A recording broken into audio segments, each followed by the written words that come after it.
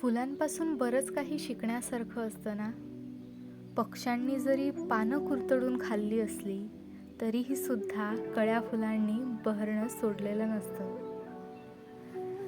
नाजूक रे फुला तुझा सुगंध फार छान, नाजूक रे फुला तुझा सुगंध फार छान, म्हणून देवाचरणी थांबण्याचा मिळतो तुला मान. सुंदरता तुझी किती आली आहे बहरून, सुंदरता तुझी किती आली आहे बहरून, त्यामुळेच तर तोडताना तुला घेते हात सावरून.